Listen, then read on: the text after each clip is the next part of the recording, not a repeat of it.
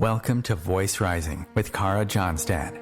Enjoy weekly conversations with leading luminaries, pioneering visionaries, singers, poets, musicians, and sound healers as we explore the profound role our voice plays on the path to self-realization and global enlightenment. The internationally acclaimed singer, composer, author, healer, recording artist, voice expert, creator of Voice Your Essence, and founder of the School of Voice, Kara Johnstad uses her extraordinary spiritual gifts to empower others. Everything in this world vibrates. Everything has a frequency. A pioneer in the field of voice work and transformational songwriting. Her breakthrough methods are helping thousands of people worldwide fine-tune their body-mind-spirit system and unlock the energetic frequencies of limitless creativity, health, and abundance. Share your voice, ask your questions, join in the conversation. Receive life-changing, positive transformation and rise together to create a sound world. And here's your host, Kara Johnstad. Hello, everybody. How are you today? It's a very special today. In studio with me is Karen Cheong, an international transformational speaker and healer. Karen has been a seeker for over 25 years, studying under many teachers. Having tenaciously focused on clearing her own distortion patterns over the past 5 years, her frequency resonance has risen to the point that she can now use her special abilities to help people clear their distortion patterns, old programs at their spirit's blueprint level, catalyzing fundamental transformation and spiritual awakening so they can embody their greatest, most authentic selves. Welcome, Karen, to the Voice Rising Show. Thank you so much, Kara. So, Karen, we have a little bit of turbulent times in the moment. I know that you're in Hawaii, I'm here in Germany, and there's a lot of beauty around us. And at the same time, we have wildfires in Colorado and California, Australia, and we are in the midst of a global pandemic. Some people are in quarantine, some people have reopened. We have a lot of tensions that are going on. There are a lot of protests happening around the world. Yep. And it seems like things are getting progressively chaotic. At the same time, both you and I work a lot with frequencies. And as these frequencies get denser and denser, we're being asked to look at things collectively. We're being asked to really look at this collective fear that we're holding. What are your thoughts at this time? How are you doing personally? And what are your thoughts as a collective, how we can support each other in really easing through this moment, or really supporting each other to have harmony in a moment that seems for many people dissonant? Yes, that's a wonderful question. Thank you.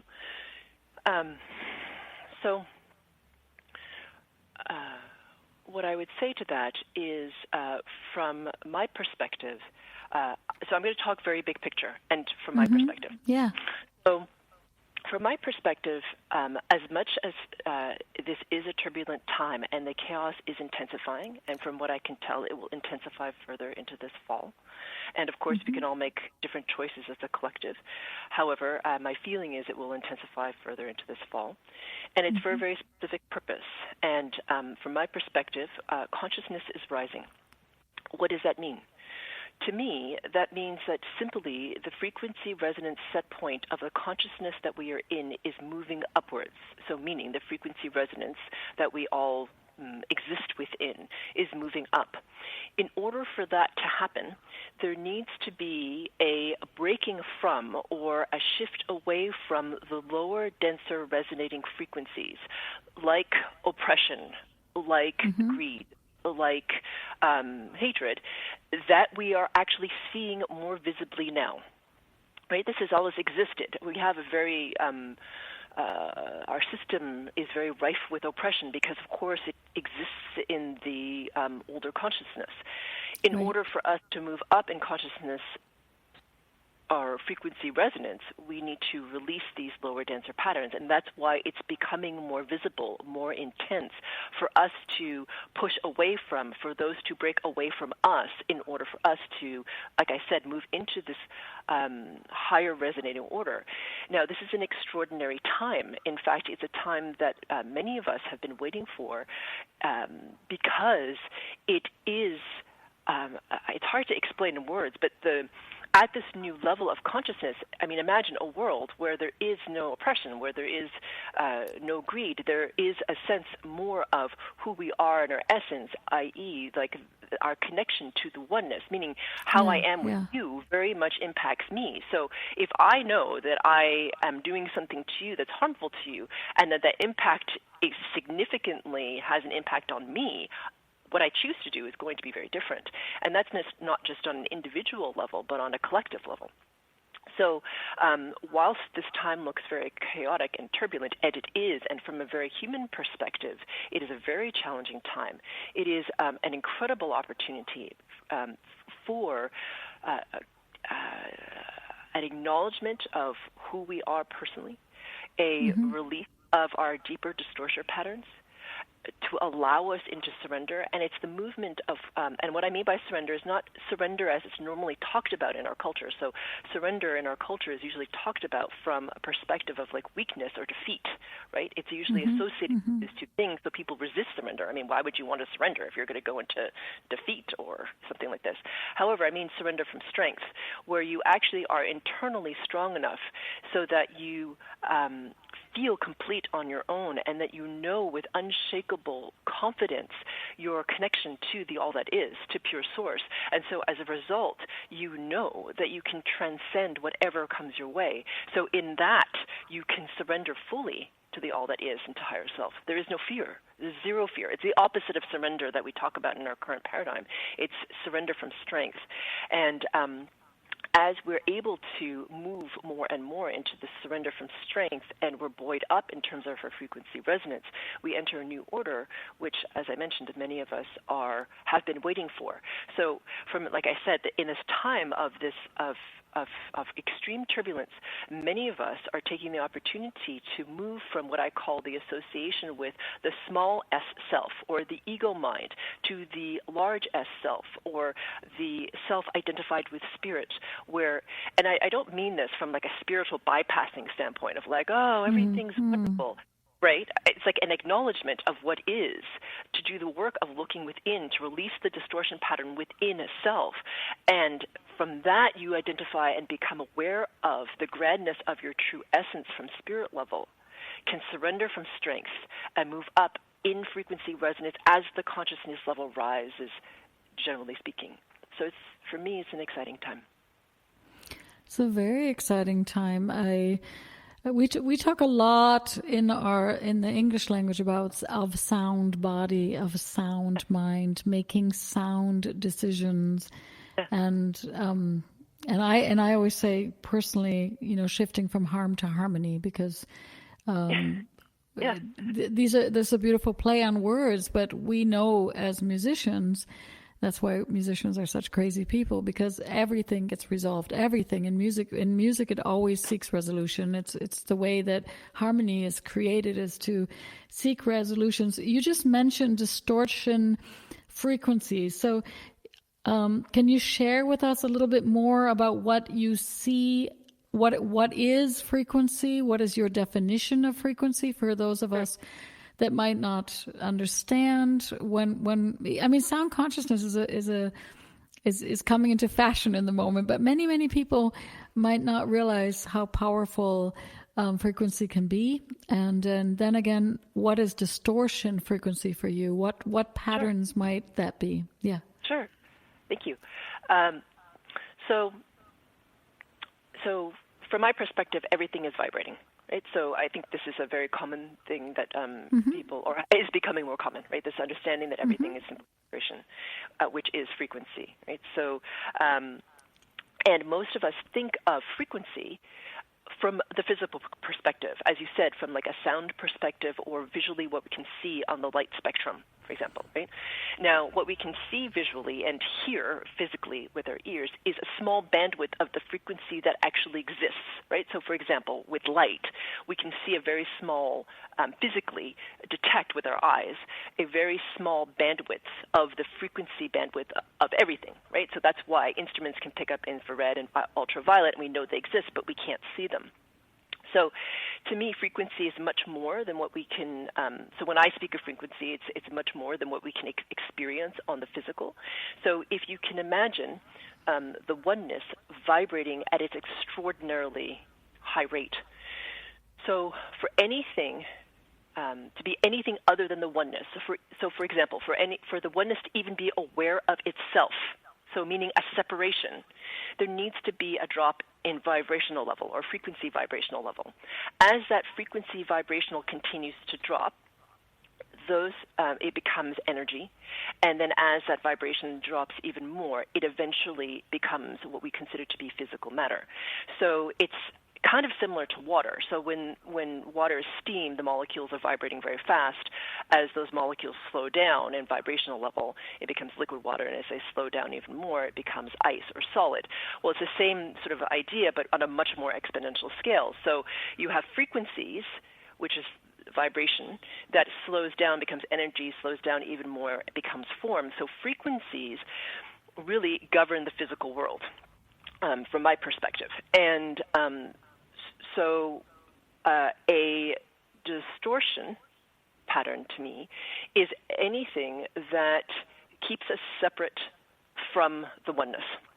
Now, in the English language, distortion is a negatively charged word, right? Like it's like a negative thing. However, it's anything that keeps us from that. It actually, in some ways, some of the distortion keeps us in density and form. Okay, so however, the thing that most people have challenge with in our humanness are things that we would like to release ourselves from. So backing up a little bit, to me, when we individuate from the oneness, what happens, from my perspective, is that we emerge from the oneness as spheres of pure source energy that vibrate at a very unique rate, okay? That unique rate of vibration is what makes you, you, and me, me. It's an individuation. When that sphere drops into embodiment, or a body, what look like layers and layers and layers and layers and layers and layers of duct tape form around the sphere.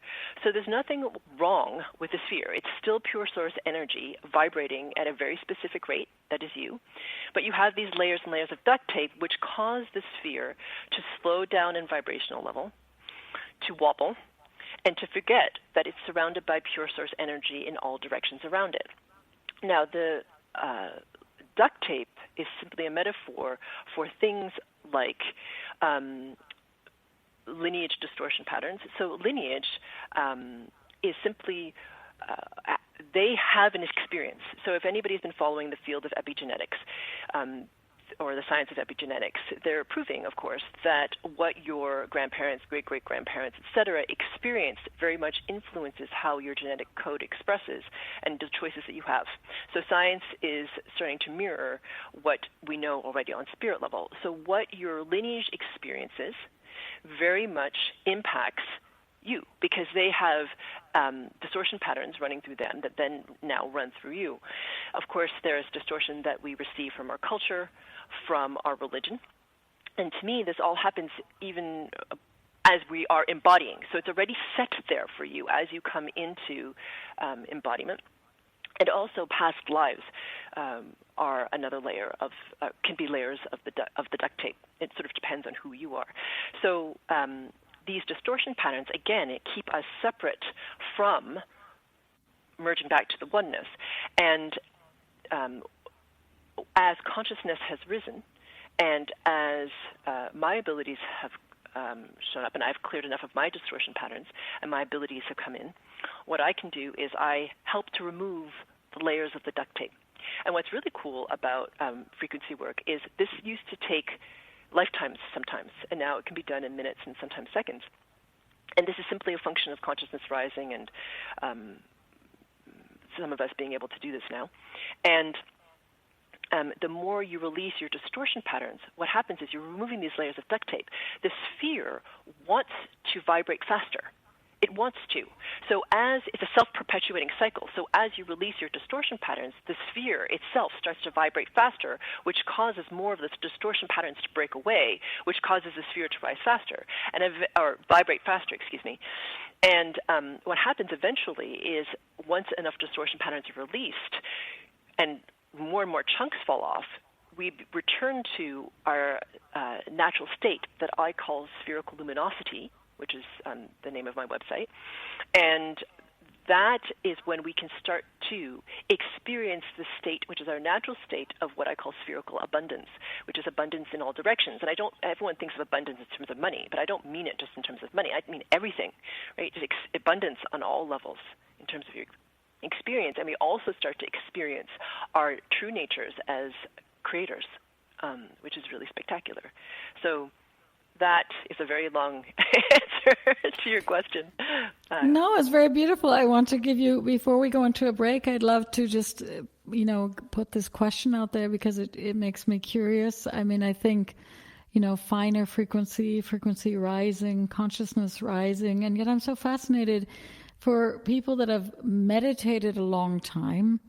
Often the frequencies, they go slower and deeper. As a musician, I'm also fascinated about, where's the transcendence and where's the embodiment? Where's the low and slow in it all? Is low and slow only, let's put it, heavier emotions or distortions? Or is there a place also, this is, you don't have to answer this now because we're going to head into a break, but is there a place also for this very grounded, slow frequency that might be out there? I'm curious. So let's talk about that after we get back from the break. Great, sounds good.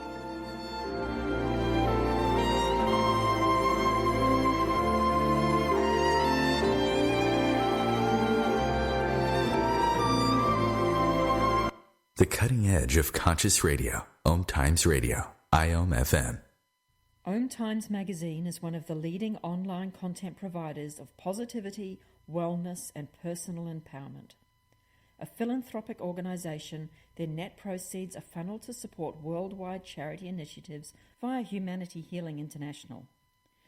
Through their commitment to creating community and providing conscious content, they aspire to uplift humanity on a global scale. Connect at omtimes.com. OMTimes, creating a more conscious lifestyle. Hi, this is David Strickle. I'm excited to share my brand new show, The Stream of David Live, right here on OMTimes Radio. Each week I'll have exciting guests and I'll channel the eternal wisdom of the stream, a group of non-physical entities whose teachings have transformed lives all over the world. So join us for an uplifting hour each Monday at 5 p.m. Eastern. That's The Stream of David Live right here on OMTimes Radio. With happy clients all over the world, Kara Johnstad knows that your voice is the missing link to more authenticity, abundance, creativity, and health. An internationally acclaimed voice expert, Kara's breakthrough methods have helped thousands of people successfully heal their voice wounds and extinguish the story of self-doubt and shyness forever. Join in group trainings, attend online sessions, schedule one-on-one time, and invite Kara to work with your organization and community. Get started today. Go to www.karajohnstad.com and receive a special guided meditation designed to fine-tune your inner voice and welcome you on the voice journey. A social distancing tip. Putting distance between yourself and others is critical to slowing the spread of coronavirus. So here are ways to stay in contact without the physical contact part. Call, send a text, set up a video conference, post on social media, dedicate a song on the radio. If you have symptoms of fever, dry cough, and shortness of breath, call your healthcare provider before going to their office. For more info, visit coronavirus.gov. Let's all do our part because we're all #alone together. Brought to you by the Ad Council.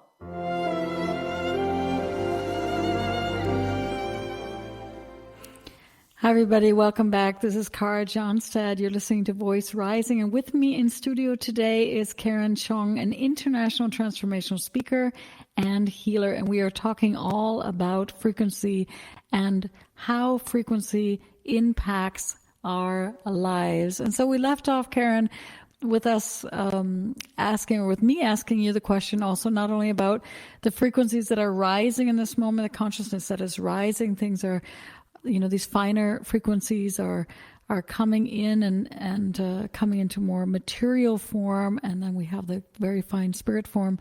But what about the low, slow, grounded frequencies? Are they only negative? I mean, are we seeing that only as distortion patterns, or are they very necessary also to our lives? Yeah, I love that question, Kara. Thank you for asking. So to me, I'm going to make a distinction. So from what I feel anyway, and what I perceive, the low frequencies that you experience, for example, when someone is meditating and they start to go into what I would call a flow state, or other people would call a flow state, to me, what that is the mind starting to slow, okay, as we actually come more into the present moment. So to me, that is a time function. So meaning, okay, so a lot of people will talk about the present moment, okay, and to me, there's two forms of time. Okay, there is and I'll loop it back together, but to me there is the present moment in linear time. And as you are often in meditation, or some people often are in meditation, and you enter that state where your mind becomes, and your thoughts become more spacious, more slow, you drop into a sort of more relaxed state. To me, that is when you're approaching the present moment of linear time, because you're not in resistance to time. You're just simply in it and allowing yourself to sink into the present moment. Athletes will talk about this in motion, right? So people will say that high-performance athletes, when they're in a game, everything slows down in time, right? As even though they're moving at regular speed, they feel like everyone's moving in slow motion. It's a similar phenomenon. When you enter the state of the present moment of linear time, to me, when your resonance gets high enough, you can then start to bridge into what I call the eternal now, or the timeless. The eternal now is the quote-unquote time on which everything on spirit exists. It's the access point to the infinite. So the eternal now actually exists under everything. It's like it exists under everything, and linear time is like a train moving across it in the horizon, right? So that to me is like linear time running over the eternal now. So if people, for example, have gone to people who, for example, speak to beings who are disembodied, and they'll ask a question, and they'll say, well, when am I going to meet my partner? When am I going to become abundant?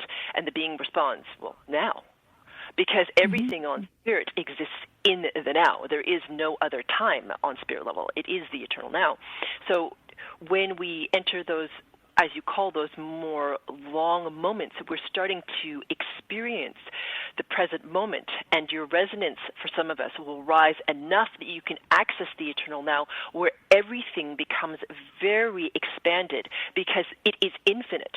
It is the timeless, which is infinite, and you are in the embodied state starting to experience that infiniteness, where there is a really spacious feeling where everything expands and feels possible, and there is no constraint in terms of time. There is no scarcity of time. That distortion doesn't exist in the eternal now. So to me, it's a bit of a time function. And also that state, and I'm not a scientist at all, so and this is just what I perceive on frequency level. So as the mind goes from, like a high beta state where it's like moving very fast and drops in frequency resonance itself, it starts to enter these like the brain waves, I think, from what I understand, themselves slow down, so you can start to experience more of the present moment of time bridging into the eternal now. Yeah, the brain waves are very, very slow when you're in deep meditation. So that was just my curiosity. Exactly. So as a voice expert, of course, I work a lot with vibration and frequency, and our voice is right in the middle of our body. It's right, luckily, above our heart and below our third eye, and it's really creating a beautiful channel.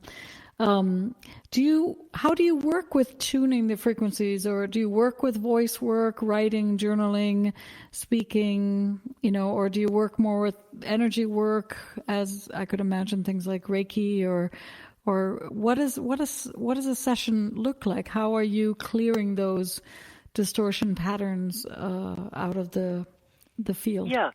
Yeah, so I work more, so a lot of what you've mentioned is like what I would consider to be the physical manifestation of frequency work. That's like the physical reflection of the frequency work. So I work at the frequency level. So what I perceive and what I work with is the frequencies before they even become embodied.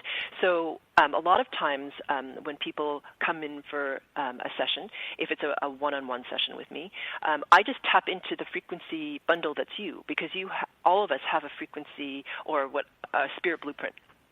And I don't need to know anything about you. So it's not like a session where we chat. I don't need to. I just tap into the frequency bundle that is you and start to remove the distortion patterns that are keeping you stuck. And just to make this really clear, I don't decide this. I'm following what's priority on spirit level. So I'm working at your higher self level, at the frequency blueprint level, like just where pure source and the individuated consciousness basically happens. So that is the level at which I'm working. People may or may not experience anything. Some people feel physical sensations. Some people feel emotional stuff. Some people see imagery. Some people feel nothing.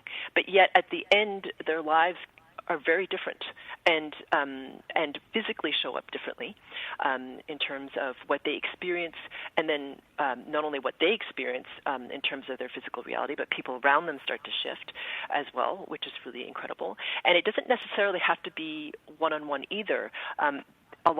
Because our culture is so individuated, there's such a celebration of the individual, which is amazing and incredible. There's also an extraordinary power to being in a mastermind, to being in a group, especially when the group is coming together for frequency work in a way, because their highest selves are meaning. So if you have a guide that's strong enough when they're coming together in a mastermind and working at the frequency level, what happens is the mastermind comes together as the highest selves of everyone present. And it creates a tremendous amount of momentum because everyone there is there to create more awareness of their connection only to pure source and to remove distortion patterns of whatever particular topic or to move forward in a particular way. And so as a result, there's a tremendous amount of momentum that happens on spirit level that's difficult to attain on individual level because you have everyone moving together. This is like, Lynn McTaggart's work about, when you pray in a group of 8 or more, then you can create a lot of change on the external world. It's the same. That is actually the mastermind working in a way that's really positive. Similarly, with frequency work, if you're gathering with a mastermind in what I call a group frequency calibration, there could be a tremendous amount of momentum to release these distortion patterns, which can create a lot of forward momentum in terms of your spirit acceleration and also your physical experience. So to answer your question, what is it like? Whether or not it's in a group or individually, it'll sound a bit like a guided meditation. When it's funny to me when the group comes together, people were like, "How did you know that was for me?" But yet there's like hundreds of people on this call. It's because when people come together in a mastermind specifically like this, chances are you're running distortion patterns that are in common. That's why you're there. And so I'm reading the mastermind as a collective and releasing the distortion patterns that are most present for that collective. Therefore, it feels like it's for you because it is for you. You're part of that mastermind. It's what called you together. And so, and whether or not you attend that group frequency calibration live or on the recording, it doesn't matter because I'm working at the level of frequency. This is at the level of the eternal now, the timeless. So when you listen to recording, essentially I'm creating like an anchor in time. So it pulls you into the mastermind as if you were there live. So it doesn't matter whether you listen to it live or recording. It doesn't matter. So that's what I would call a group frequency calibration. People can work with me in individual work for fine-tuning or that type of thing. And there's tremendous momentum that can't quite be put into words for the group work, which is really, to me, even astounding. Because, Cara, what's exciting is when we come together in those groups, not only are we affecting those people who are participating in those groups, but from what I perceive, the oneness shifts with such incredible speed and such profoundness. To me, it's really beautiful. It's such sometimes I cry because it's so exquisite, the shift that can happen in the oneness from these group of people who come together to work on themselves, and yet the change that they are creating is spectacular. I mean, I agree. I think it is what is such a struggle in this moment when you know that the work is available. Many different types of work is available to create peace and harmony and well-being. To see the world in really struggling on so many levels, we are baffled at times because it can be that easy of getting 8 people together or 10 people together or 50 people together or 100 people together just to sync and create that field of beauty. And Karen, what happened in your life? Where were you? You talk about the last 5 years, but what changed? Where was the turning point for you that made it clear for you that it's frequency work that you want to offer as your gift? Yeah. Well, it wasn't really thank you for asking that question. It wasn't really it chose me. I didn't really choose it, for sure. If you'd asked me even 2 years ago, would I be doing this, I would have been like, I don't know what you're talking about. I honestly did not realize that this was going to happen. So for me, I'm of Chinese descent. I grew up in an immigrant family in Montreal, Canada. And I had a very, when I was a kid, I used to have, I didn't know this, but I had experiences that most people didn't. I just assumed everyone had the same experiences as me. Like I could always see, for example, I could always see things that other people couldn't. So I could see, things that dead people, I could see entities, that type of thing. But I didn't know what they were. They scared me, and I was like, whoa, I didn't like that, or whatever. And I would try to explain it to people, and they would just tell me I was imagining things. So I just stopped. Wanting to see those things and experience those things, etc.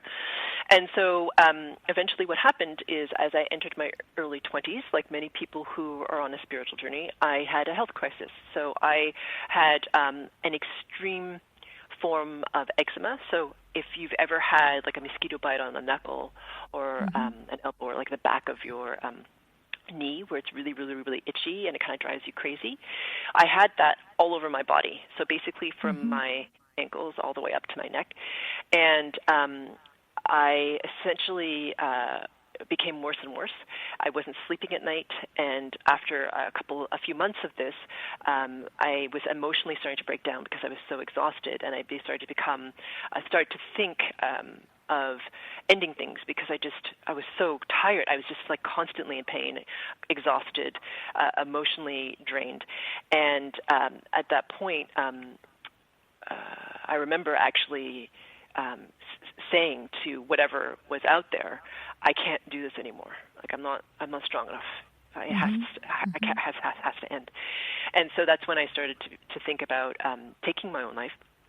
And then my husband, Chris, at that time said, okay, no, we need to solve this. There's an acupuncturist and I was living in New York City at this time because we moved there for work.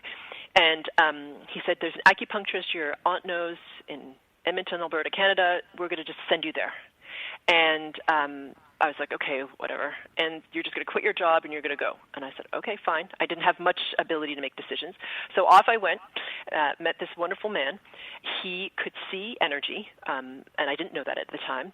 And it's not like I was just lying there, like in a victim state. I mean, I'd gone to see other people, but for help, like different Western practitioners, different alternative healers, nothing helped. So eventually I went over to him. He took one look at me and he was like, I know exactly what this is. And after 5 weeks of like cupping, herbs, acupuncture, I went from hot mess, suicidal, to completely vital, totally different version of myself. And that began my quest. I was like, what happened? What is there beyond the visible that creates this thing that we call our reality? And so for 25 years, I was a seeker. I was interested in all kinds of modalities. Now, I'll say, and you know this too, is that there's a lot out there that you're like, that a lot of people prey on people who are seeking, and there's a lot out there that's quite frankly BS, and there's a lot out there that's beautiful, and it's kind of hard to tell sometimes. I was very fortunate. I happened to find a lot of teachers who actually had a lot of wisdom, shared a lot of things with me. And I was also, at this point now, we've moved to San Francisco, California, where Chris and I started our real estate business. And we were exploring all these different spirit modalities because we were curious. And we were also doing traditional coaching. And no matter what we did, we noticed that even in our business, we kept hitting this sort of ceiling, right, just in terms of what we were able to produce. And also my body wasn't doing as well as I was hoping, even though I was engaging all these different practices. And then by quote-unquote accident or happenstance, I happened to meet, there's only a very tiny number of people that I know of who actually do frequency work, and I met one of them. And as soon as I heard his voice, I was like, that's it. Whoever this guy is, he's the guy I've been looking for. And really, when I started experiencing frequency work, there was such a tremendous acceleration because I had all these patterns of fear and scarcity and stuff that was happening in my body. They all started leaving. And, you know, when you do frequency work, there is a period of integration as you release, at least in my experience, of releasing these lower density things. And it can be hard. I mean, it can be hard because it forces you to look at yourself, to release stuff, to go through periods of what I call detox, and I just was like, I'm not going to stay here. I don't want to. And so I just kept going, and at some point, about 2 years after this intense distortion pattern removal, my abilities came in. I was able to enter this in a very long, prolonged 9-hour meditation. It doesn't have to take that long for everyone, but for me it was. I was able to move from what I call the small s to the big S, and really actually beyond that. So I moved into the field of the absolute, into the all that is, for where it was so funny, Cara. It was like this fundamental knowingness, because there was no I anymore. It was just me. Okay, I'm saying me loosely.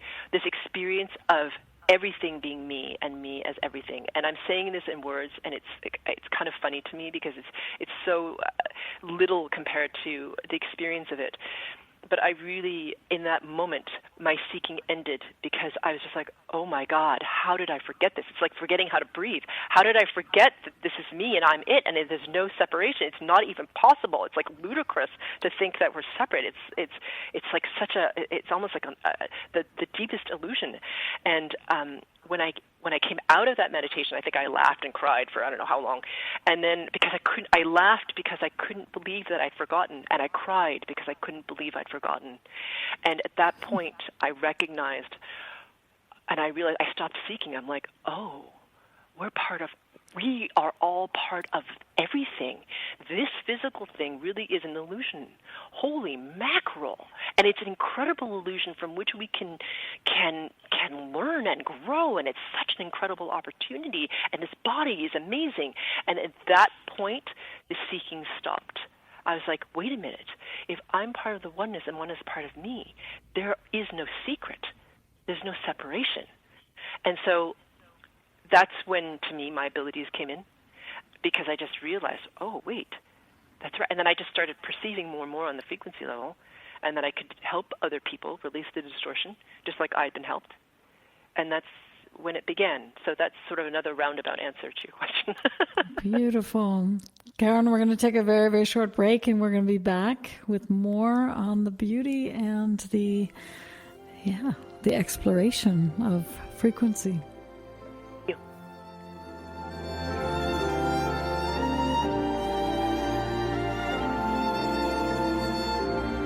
Bringing a more conscious lifestyle to your world. OMTimes Radio. IOM FM.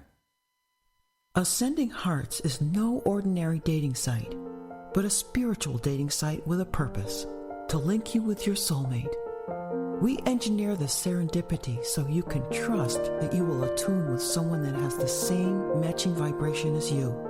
Ascending Hearts, the conscious dating site for the spiritually aware. Try Ascending Hearts for free. AscendingHearts.com. When you wake up in the morning, are you excited for the new day? Are you passionate about your work? Are your relationships fulfilling? And finally, are you happy? I'm Mia Voce, your host and guide to the power of 5. Harness the forces of the universe and unleash your powers within. Join me each Tuesday, 4 p.m. Eastern Standard Time, here on OMTimes Radio. And remember, anything is possible. You only just have to believe. Imagine being fired because of who you love. Imagine being denied medical treatment because of who you marry. Imagine being evicted because of who you are. Millions of Americans don't have to imagine this. They have to live it. Because in 31 states, it's legal to discriminate against LGBT people. Get the facts at beyondido.org. Brought to you by the Gill Foundation and the Ad Council.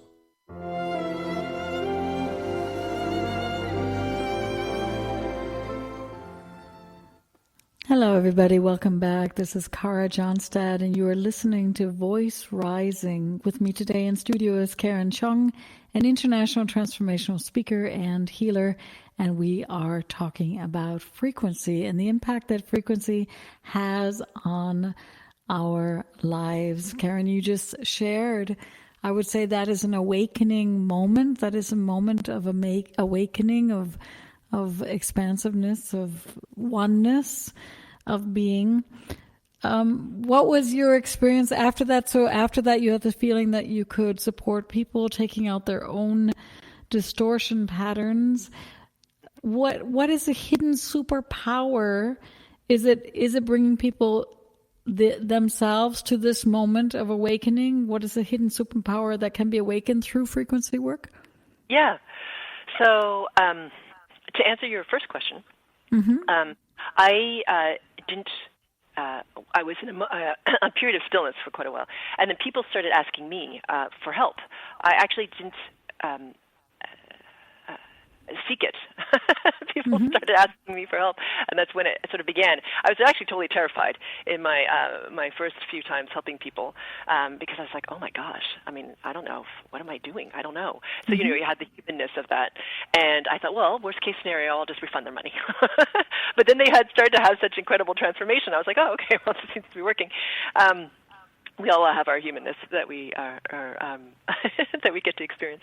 And then in terms of the superpower, to me, our hidden superpower is our frequency resonance.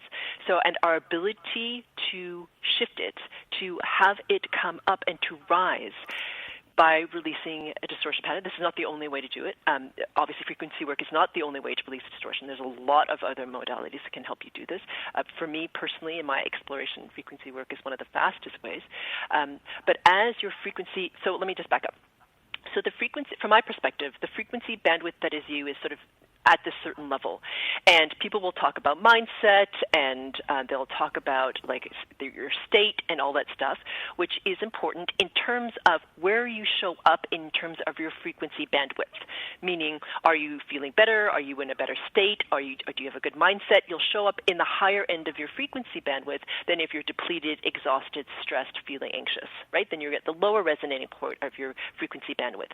But what people don't realize is you can move the entire bandwidth up by releasing the heaviness, the weight of distortion patterns. As that frequency resonance goes up, that is you.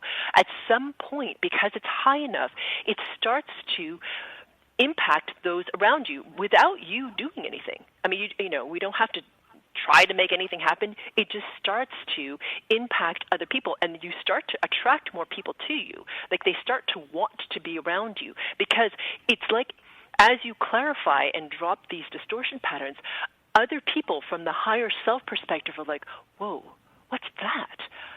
Why is that so free? Like, why over there is there this resonance that's so high? I want to be like that. It like catalyzes this within other people, right? It like awakens that ability within self, that empowerment, like that possibility. It's just like that guy who ran the 4-minute mile, right? Like, no one thought that it was possible to run a mile in 4 minutes, and then all of a sudden, as soon as he broke that record, many people started to be able to do that, and now it's gotten faster and faster. That's on the physical level. On the same way, on the spirit level, when people start to feel, perceive, see the resonance that you are, especially once you get to a certain point of resonance, then you start to impact not only your family, your people at work, your community. It ripples out into the oneness, and the higher your frequency resonance, the more positive impact you have on more people. It's not like a 1-to-1 ratio. It starts to like burst out from that in terms of the positive impact it can be.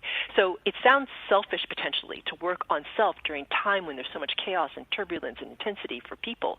However, the more we focus on self, releasing the distortion pattern, that is our greatest service, because our frequency resonance buoys up, and that allows other people to do the same. So that, to me, is it catalyzes that in other people, and that is our hidden superpower that we're not even aware of, and it's simply in who we are. I mean, I think that's very true, but I had to think while you were talking about how the frequency rises, and then people are starting to get attracted, and I had to also think, I mean, this is just my intuition sitting here going, that's true, and yet we have so many people like Socrates and Jesus and Buddha who were, I guess Buddha not, but many people who came into that really beautiful, fine frequency and were murdered or stoned. What do you know, it's not always that when we come into a really fine light frequency that we attract only goodness and light. There's a lot of hatred and jealousy for people that dare. Sure. And I think there's a very big collective fear also of coming into your true essence, because we do have in this collective consciousness, right, women that have been burned at stake. Oh, absolutely. You know, Jesus who has been crucified. Many wise people have not been understood when they came into their essence. So how do we step into the superpower? How do we step into our full selves? How do we embrace the authentic beings that we are, and the free spirits that we are, and the expansive loving beings that we are, knowing that we might also face a lot of criticism? Yeah. So what I would say is, so that was an awesome question. I'm going to just answer the different bits of it. So from the Jesus perspective, etc., I would say that he existed at a time. Actually, it was incredible service that he did, because at the time the consciousness was much lower than it is now. I mean, it doesn't seem like it is, really, given what's happening in the world. I realize that. However, it was lower. The consciousness of that time was much lower than it is now. And so because consciousness has been rising generally, perhaps slower than some of us would like, but still has been rising, generally speaking, it has been accelerating, actually, especially in the past, in the recent past. And as it accelerates upwards, there's more and more of us who are embodying this potential of the higher resonating frequency. What I would say is that as your frequency rises and you start to gain more of what I call internal strength, what my experience is as a natural consequence of releasing these distortion patterns, is that you come into a form of neutrality. Okay, and this neutrality is when you no longer need an external reference point to be complete. So meaning you become less sensitive, or for some people impervious to other people's judgments, opinions, what they think of you, because you recognize that you're internally complete. You yourself are complete in your connection and your awareness of your connection to pure source. And you start to identify more with spirit from the spirit perspective than you do from the human ego perspective. So you no longer...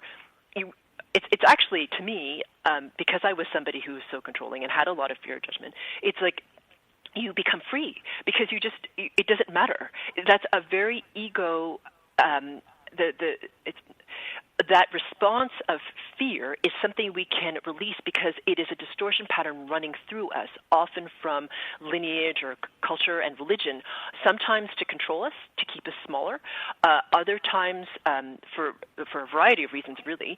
But once you release those, it's shocking how free you can become. And once that happens, like I said, you move into this state of greater and greater neutrality. You become less attached to what happens because you can be with more things, and as a result, you don't have as much fear. And for women, this is something that is a huge liberation because there's so much fear in the feminine, right? I mean, we've just generally speaking, there has been this culture of oppression of the feminine for a very, very, very long time. So within us is this precariousness, right, that is different from the masculine. It just is. Mm-hmm. Okay? And what's wonderful is that as we release these underpinnings of fear, whether you're male or female, the need to control drops away, your fear of judgment drops away even more. And yes, what will happen, to your point, there are people who will be agitated simply by who you are. So the higher your resonance, when someone walks into your field, depending on who they are, you may agitate because of the clarity that you are, their distortion pattern, okay, which makes them more like agitated, for lack of a better term, right? So they might get angry at you or whatever. But once you start to identify more with spirit, you're like, oh, they're just releasing their distortion patterns. They're being them. So that's okay. You can be with that. And as you hold that neutrality, you don't have a desire to control their experience. You're just with them, present. And they're doing whatever they're doing. You're not taking it personally, and then they go away. And who knows what you're catalyzing in them? That's the thing about the hidden superpower. You don't know who you're catalyzing, right? It could be somebody at the grocery store. And it's just like they get to experience the field that is you. And so you don't know what happens in their life once your interaction stops, right? Who knows what you catalyze in them, right? So that's the wonderful thing. And as you get stronger, like I said, you become okay with whatever, or not. I mean, you are more okay with more of what happens around you, and so you don't take things as personally, and whatever their experience is, you don't take personally, because that's their experience. Karen, what would be one daily practice that our listeners could integrate into their lives to get more in touch with their inner healer or more in touch with their essence? So what I would say is to really become present in your body. It's there's a lot of challenge right now because there's so much fear in the collective that people are moving, like they're getting very anxious, which to me is like a time distortion. Like you become fearful of what's going to happen in the future. You feel disempowered, out of control. There's a lot of mental chatter. Okay, so my suggestion that's physical would be to bring your attention back to your body, to your spine, to your pelvis, to something like this, okay, if you can, when you're meditating. So not just the meditation of feeling what's around you, become aware of your body. That will anchor you in the present moment in time, which can then buoy you potentially up into the eternal now. That's very important. And because when you're in the present moment, that fear of what can happen diminishes quite significantly. So some people use their breath, right, when they meditate. Some people, but to me, I've often found that some people need to think of something physical in their body. I would also say that for some people, you need to move. Okay, so to become present in a body, you need to physically be moving. Like, it's hard for some people to sit and do that because there's so much mind chatter. So if you physically need to exert, for some people they need to exert more, so you come into your body.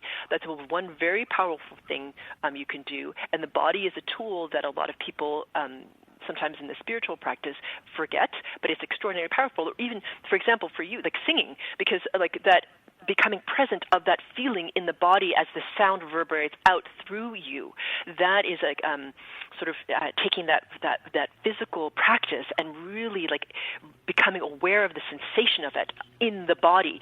That will drop you even more into the present moment. So using the body as a catalyst for that. And I think another thing I would recommend is that if people are having challenge right now with all that's happening in the world and the chaos, I'm just going to mention, and you don't have to do it, but it's just there as a resource. There are 4 free group frequency calibrations on the website at sphericalluminosity.com that you can listen to, which will start to help you feel more in the body, less anxious, drop away from the collective fear, make better choices, etc. So that's another tool that's free. That's so beautiful. Yeah, I did see there are many, many videos on your homepage. Let's say that again for our listeners. I believe it's sphericalluminosity.com. That's right, with one L. Yes, with one. Sphericalluminosity.com. One L. One L. The L is melted. The L had a bhakti. The L had a bhakti surrender right there. Exactly.